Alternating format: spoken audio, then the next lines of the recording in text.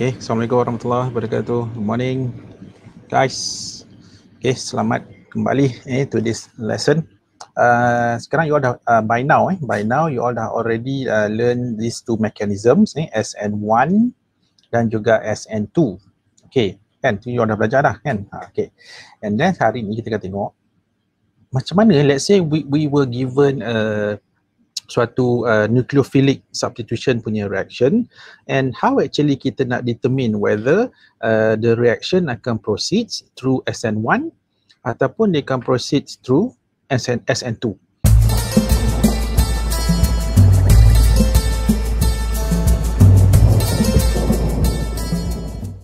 Jadi sekarang ni kita akan tengok apakah factors affecting which reaction mechanism will be chosen by suatu haloalkane apabila dia buat nucleophilic substitution reaction, guys. Jadi the main factors ada dua lah. Okay, ada dua yang utama. Yang pertama ini, guys, itu yang pertama adalah stability of carbocation ion. Okay, dan you guys pun dah tahu kan, when we say carbocation ion ni, normally dia akan berlaku untuk higher classes of haloalkane lah. Yang paling suka adalah tertiary haloalkane. Why? Why? Kenapa? Because tertiary haloalkane ni kan dia akan form tertiary carbocation ion. So that's why normally, okay, tertiary haloalkane dia akan memilih laluan SN1 class. Ingat tertiary haloalkane dia akan prefer to undergo SN1 mechanism. Kita tengok pula, how about primary dan secondary? Okay, ini dia ada exception, guys. Untuk primary and secondary haloalkane ni, dia ada pengecualian dekat sini. Untuk case di mana primary and secondary haloalkane with a bulky alkyl group. Nanti saya akan explain apa maksud bulky alkyl group. Okay, so for this kind of for this type of primary and secondary haloalkane, these haloalkanes dia akan buat SN1 mechanism. Kenapa? Because even though they are primary ataupun secondary, tetapi disebabkan oleh dia boleh buat carbocation ion rearrangement, so that's why dia akan favors SN1 mechanism. Okay, guys, apa saya cerita sikit lah mungkin ada some of you yang masih keliru apa maksud bulky alkyl group ni kan. Bulky alkyl group. Okay, tak apa saya ceritakan sedikit lah sekejap. Okay, mana? Okay, guys, kita tengok sekarang kan kita ada dua kan, kita ada SN1 and also we have SN2. Okay, tadi SN1, apa yang paling suka buat SN1? Tertiary haloalkane. Kenapa? Because tertiary haloalkane dia akan form tertiary carbocation ion kan, which is the most stable carbocation ion. That's why tertiary haloalkane akan prefer buat SN1. Okay, untuk primary dan secondary, primary dan secondary haloalkane. So normally kita tahu primary dan juga secondary haloalkane ni, dia kalau dia buat SN1, dia akan menghasilkan carbocation ion yang less stable, betul kan? Contohnya kalau primary, dia akan hasilkan primary carbocation ion, kan tak stable. Secondary pun akan hasilkan secondary carbocation ion pun less stable. Jadi normally primary and secondary juga dia tak akan prefer untuk buat SN1 mechanism. Tetapi ada one condition, ada satu syarat. Sekiranya primary ataupun secondary haloalkane itu ada bulky alkyl group. Ada bulky alkyl group, yes, dia akan buat SN1. Kenapa? Sebab the presence of this bulky alkyl group akan menyebabkan this haloalkane primary ataupun secondary boleh buat rearrangement daripada less stable carbocation ion to produce a more stable carbocation ion. Okay, I will show to you one example. Okay, saya ambil satu contoh kelas. Katakanlah kita ada base haloalkane here, guys. Okay, before this you belajar kan, SN2 ni, apa yang prefer buat SN2? Yang paling suka adalah primary lah.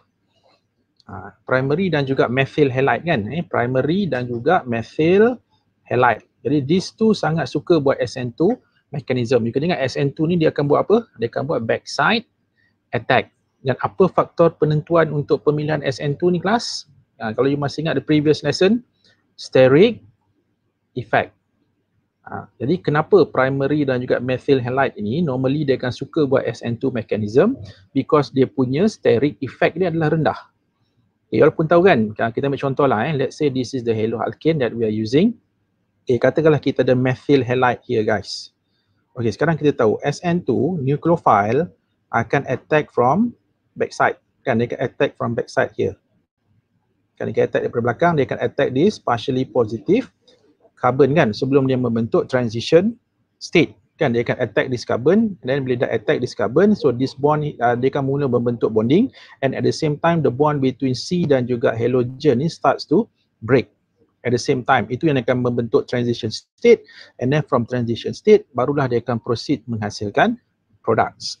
Okay, so that's why kalau you tengok dekat sini, methyl halide, ini contoh methyl halide that's why methyl halide dia akan prefer buat SN2. Kenapa? Because steric effect dia sangat rendah. Maksudnya easy for this nucleophile to access this alpha carbon ni lah, ataupun kita sebut sebagai this partially positive carbon. Sangat mudah sebab steric effect dia rendah. Okay, katakanlah kita tengok pula primary haloalkane. So primary haloalkane means this haloalkane bonded dengan satu alkyl kan, one alkyl group. Okay, let's say kelas ni, katakanlah alkyl itu adalah CH3 kat sini. Okay, dia ada satu alkyl group here. Okay, saya nak tanya, for this case, masih senang atau susah untuk nucleophile ni nak reach this carbon? Still mudah. Maksudnya dia punya untuk this nucleophile, okay, to attack from backside this partially positive carbon is still easy. Masih senang. Okay, sebab itulah primary haloalkane normally dia akan suka buat SN2. Kalau dia buat SN1 class, you tengok kita ambil contoh yang sama, the same haloalkane here. Kalau dia buat SN1, you tengok apa berlaku Okay, katalah ini dia punya methyl tadi. Okay, asalnya dekat sini ada halogen kan. Tapi you tengok bila dia buat SN1, dia akan produce carbocation. Okay, kelas, apa jenis carbocation ni? Ini adalah primary carbocation. Stable ke tidak? Tak stable. Sebab tu primary haloalkane dia tak akan prefer buat SN1, sebab kalau dia buat SN1 dia akan produce suatu carbocation yang sangat-sangat tak stable. In this case dia akan produce primary carbocation, dan this primary carbocation tidak boleh buat rearrangement. Kalau dia rearrange pun guys, dia akan produce apa? Dia akan still dapat the same primary carbocation. Tak kisahlah dia buat hydride shift ke, dalam this case apa dia boleh buat, hydride shift sajalah yang dia boleh buat kan, 1,2 hydride shift kan. So still dia akan dapat primary carbocation. So instead of dia produce carbocation ni, why not terus dia buat SN2 mechanism? Kenapa? Because nucleophile senang untuk sampai pada this alpha carbon because of the lower steric effect. So that's why generally, okay, primary haloalkane dia akan prefers SN2 instead of SN1. Tetapi ada syarat dia guys. Ada juga setengah case di mana primary dia takkan buat SN2. Dia akan pilih buat SN1. Itu primary yang macam mana? Itu saya dah mention tadi, primary with bulky alkyl group. Okay, saya tunjukkan ada example apa ni katakan bulky alkyl group. So sekejap. Okay, sekejap saya clear the screen. Okay, kelas. Okay, you guys tengok dia macam ni tau. Okay, kita ambil satu contoh lagi. Katalah you ada this. Okay, haloalkane. Still saya akan gunakan primary haloalkane here. Okay, but this time guys, cuba you tengok apa yang saya lukis ni.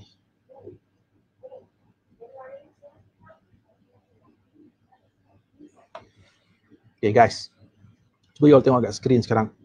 So ini masih lagi suatu primary haloalkane guys. Kenapa primary haloalkane? Because this this alpha carbon here ataupun partially positive carbon, kalau you guys tengok, dia bonded dengan berapa alkyl group?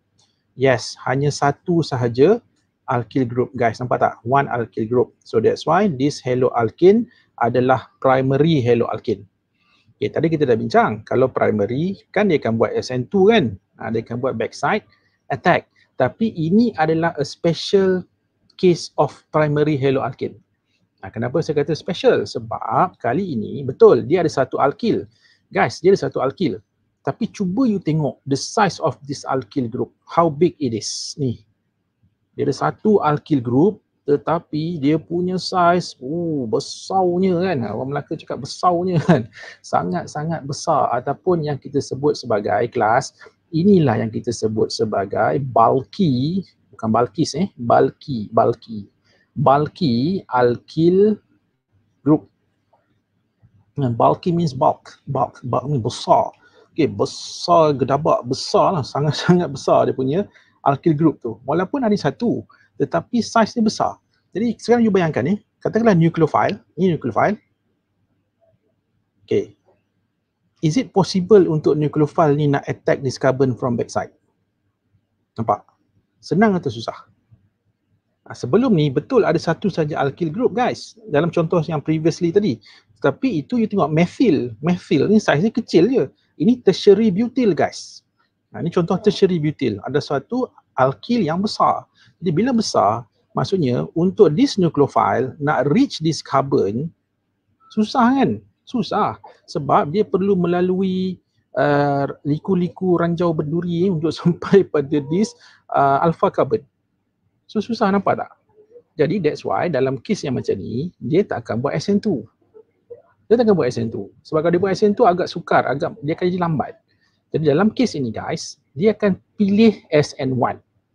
Okey, mungkin you akan rasa pelik. Tadi saya kata primary akan suka buat SN2. Ya, betul. Itu primary yang tidak ada bulky alkyl group. Tapi kalau primary yang ada bulky alkyl group like this, macam yang dekat screen you all sekarang ni, ini dia tak akan buat SN2 guys. Dia akan pilih buat SN1. Okey, mungkin ada yang tanya, kenapa pula dia akan buat SN1? Okey, dia macam ni.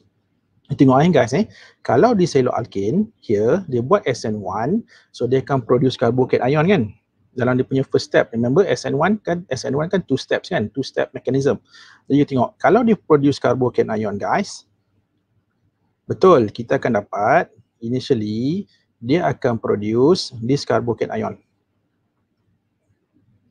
Okey, kita akan dapat apa ni?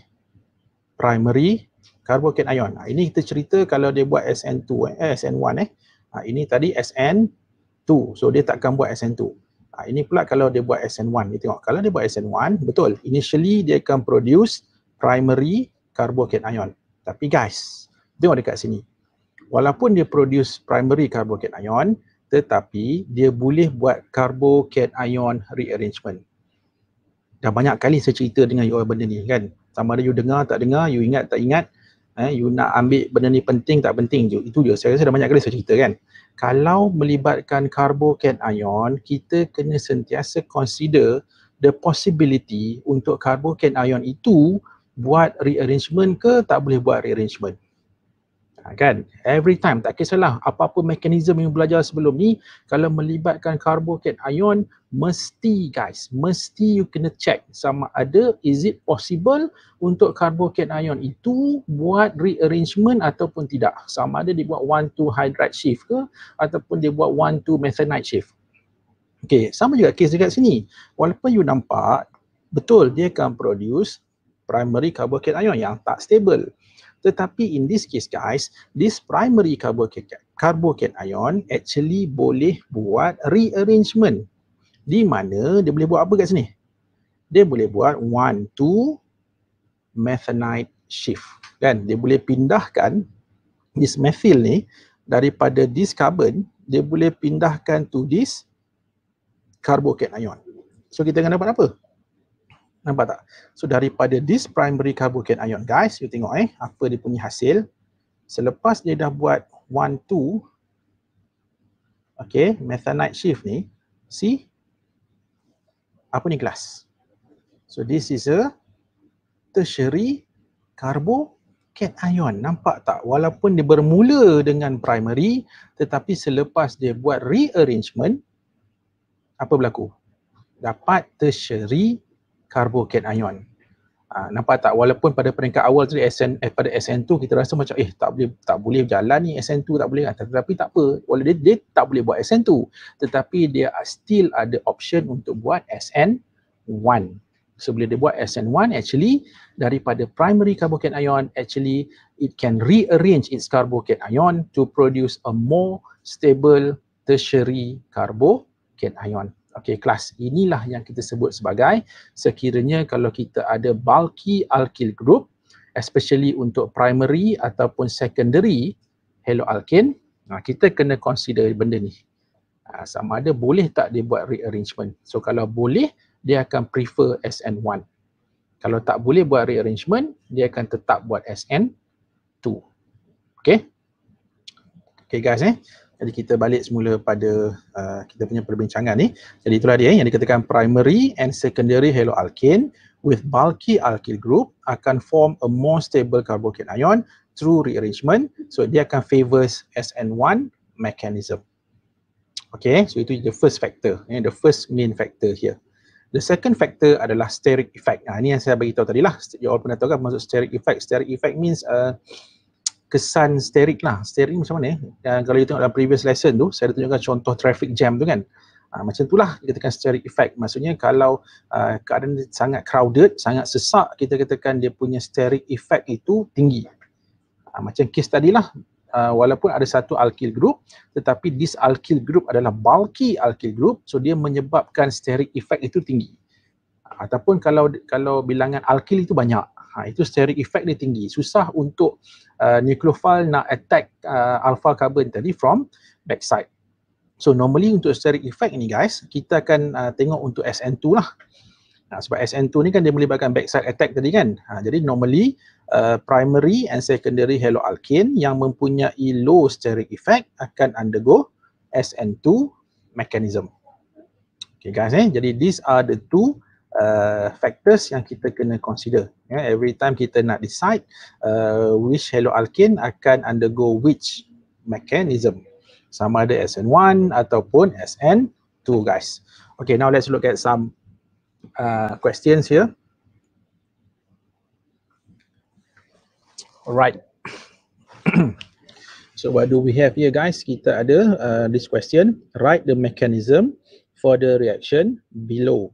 Okay guys, inilah macam inilah bentuk soalan dia. Sebab kenapa saya ajar pada you all macam mana kita nak tentukan SN1 atau SN2, because kadang-kadang dalam soalan dia tak mention pun guys write the mechanism untuk SN1, write the mechanism untuk SN2. No, dia tak mention. You all yang kena tentukan haloalkane tu akan undergo which mechanism, SN1 ke ataupun SN2. Jadi cuba kita tengok yang pertama So what do we have here guys? Kita ada bromoethane. Okay, bromoethane ni kelas apa? Primary, secondary, tertiary. Ini adalah primary haloalkane. Tadi kita dah bincangkan, kalau primary haloalkane normally dia akan prefer SN apa? Primary haloalkane SN2. Kan dia akan prefer SN2. Okay, tengok pula yang bawah ni. Yang bawah ni apa? Bawah ni juga guys adalah primary haloalkane juga. Tapi apa beza this primary haloalkane dengan this primary haloalkane? Apa beza dia? This primary haloalkane adalah primary haloalkane with bulky alkyl group. Nampak tak? Ini kalau kita draw kan, bromoethane ni guys, kalau you draw bromoethane ni, kalau saya lukis kat atas ni, dia macam ni je bromoethane ni. Okay, dia ada 2 H like this. Kan? And then dekat atas ni ada CH3 kan. Nampak? Dia punya alkyl satu je, methyl. Jadi that's why dia prefer buat SN2. Maksudnya nucleophile. Dalam kes ni apa nucleophile dia kelas? Nucleophile dia adalah hydroxide. Jadi hydroxide ini yang akan attack this carbon from backside. Senang kan? Sebab apa? Sebab dia punya steric effect dia rendah. Tapi untuk kes yang soalan yang kedua ni guys, okay, number 2 ni, so walaupun this is a primary haloalkane, tetapi kalau you draw dalam bentuk 3D tu, kan kalau kita draw sekejap saya lukiskan, okay, kalau you guys lukiskan, okay, nampak? Ini dia punya alkyl dia guys, nampak ni? Apa ni? Tertiary butyl ni kan? Ada 1, ini kan contoh yang macam kita bincang tadi ni, sama je sebenarnya. And actually inilah sama macam soalan tutorial you all kalau siapa yang dah buat tutorial tu dia akan tahu ni soalan lebih kurang sama je. Okey, nampak? walaupun ada satu alkyl guys, tetapi this alkyl is what we call as bulky alkyl groups. Kan, bulky alkyl group. Jadi that's why bila ada satu bulky alkyl group, okay, dalam kes ni apa nucleophile dia? Nucleophile dia adalah water. Water itulah nucleophile dia. Jadi susah untuk nucleophile nak attack, okay, from backside. Sebab dilindung ataupun kita katakan steric effect dia tinggi sebab dia dihalang oleh this bulky alkyl group. Itu satu. Sebenarnya kalau biasa nak tahu, kan tadi kita dah bincangkan, kita kan ada dua faktor tadi, stability of carbocation ion dan juga steric effect. Actually there is another factor sebenarnya. Cuma saya tak terangkanlah tadi. Faktor yang lain juga kadang-kadang yang kita perlu consider adalah strength of nucleophile. You all ingat lagi kan, dalam your previous lesson saya dah terangkan contoh-contoh weak nucleophile macam mana, strong nucleophile macam mana, nampak tak? Okay kan? Okay, kalau you masih ingat lagi, nampak tak air ni apa air? Air biasanya adalah weak nucleophile. Jadi bila weak nucleophile ni, normally weak nucleophile ni dia tak akan prefer buat SN2. Sebab SN2 punya mekanisme, nucleophile akan directly attack kan, nucleophile akan directly bertindak balas dengan haloalkane. Tapi dalam kes weak nucleophile, normally weak nucleophile dia takkan buat macam ni. Sebab dah lemah kan. Bila lemah ni, dia tak berani nak attack directly. So dia kena pasang strategi. Apa strategi dia? Dia kena tunggu haloalkane jadi carbocation ion, barulah dia bertindak balas dengan carbocation ion. Tu saya kata sebenarnya dia ada banyak faktor lain. Cuma yang saya terangkan pada you all hari ini, itu adalah yang main factor lah. Tapi dalam kes ni, kalau kita nak tengok daripada a different perspektif, satu, itulah disebabkan oleh the presence of bulky alkyl group. Sebab tu dia tak akan buat SN2, susah ataupun kita katakan steric effect dia tinggi. Itu salah satulah. Okay. Ataupun kalau kita daripada perspektif lain, sebenarnya water is a weak nucleophile. Jadi bila weak nucleophile ni, dia susah untuk dia nak buat backside attack. Sebab dia lemah. So sebab tu dia akan prefer tunggu haloalkane jadi carbocation ion, barulah dia attack ataupun baru dia bertindak balas dengan this carbocation ion. Itu berlaku dekat mana? So itu berlaku dekat SN1. Jadi dalam kes ini guys, walaupun it is a primary haloalkane, sebenarnya dia akan buat SN1 instead of SN2. Okay, kita tengok dia punya solution Right. So ini tadi dia akan buat SN2 kan. So bila SN2, you kena tunjukkan backside attack. Now remember SN2 mechanism consists of how many steps? One step.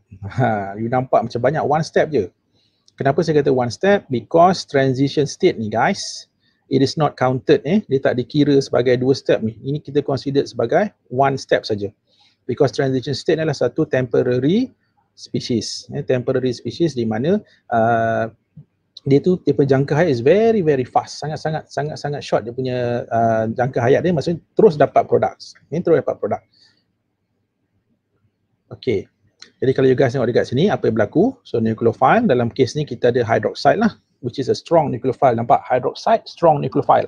Sebab tu dia akan prefer buat SN2. Dia akan terus attack. Sebab strong kan, hydroxide strong nucleophile. Jadi apa berlaku, dia akan attack carbon of this haloalkane bromoethane from backside. So apa berlaku kelas? Okay, dia akan form transition state. Dan saya pun dah mention sebelum ni kan, hati-hati bila melukis transition state ni. So yang pertama mesti tunjukkan dotted lines. Ada two dotted lines here. So this bond here, this dotted line here maksudnya apa? The bond between OH dan juga C starts to form.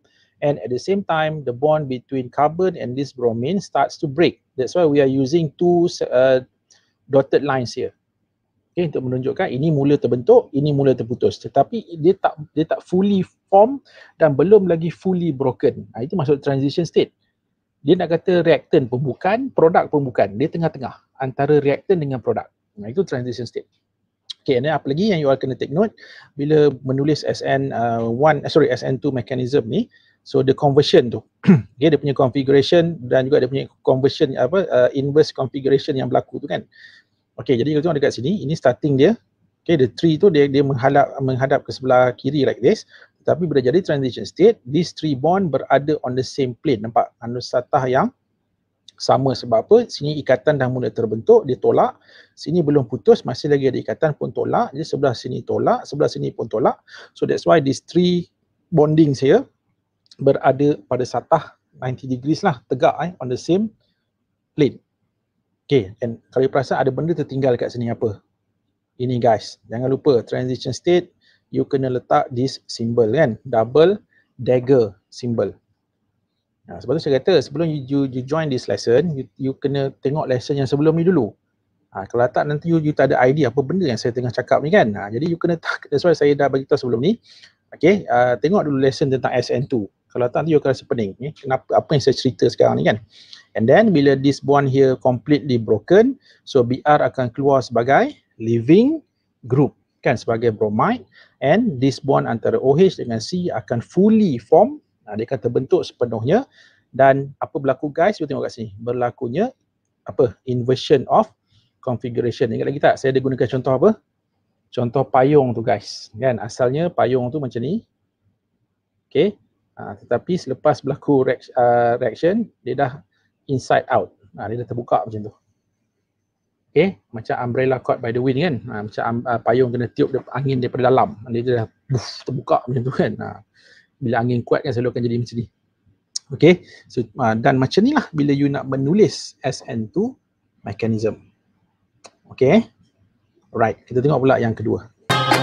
Jangan cakap abang tak payung. Okay, yang kedua tadi kita dah bincang tadi kan, this reaction dia akan proceed mengikut SN1, dan SN1 berapa steps? 2 steps. Apa step dia? First, formation of carbocation. So macam mana carbocation terbentuk? So this haloalkane, okay, dia akan putuskan dia punya bond between this alpha carbon dengan this halogen dengan sendirinya. Jadi that's why kita kena buat arrow kat sini lah, menunjukkan bahawa this bond here is broken. Okay, and jangan lupa ni, kerana ramai yang lupa nak tulis perkataan ini, slow. This is a slow step. Kenapa? Because untuk step 1 ini guys, dia juga dikenali sebagai apa? Rate determining step.